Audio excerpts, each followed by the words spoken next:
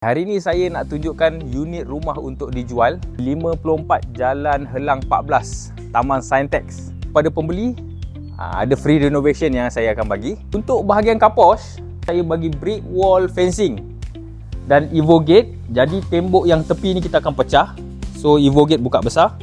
Fully tiles untuk carport. Atas ni akan buat awning lah sampai ke depan.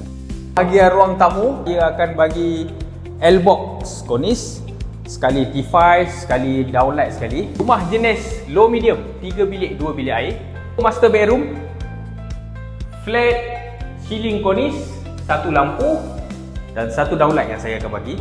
Second bedroom pun sama, flat ceiling cornice, 1 lampu, 1 kipas juga. Bilik ketiga pun sama, flat ceiling cornice, 1 kipas dan 1 downlight. Di bahagian dapur ada 1 ruang dining area.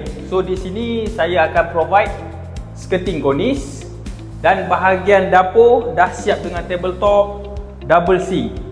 Untuk bahagian ceiling saya akan provide flat ceiling cornice. Yang mencari rumah di kawasan Taman Saintex Pasir Gudang, boleh terus setkan appointment dengan saya Ahmed Bilal atau layari myhomeland.my. Pinjaman pasti lulus tanpa booking dan deposit. Ingat, jangan tersalah beli, nanti menyesal.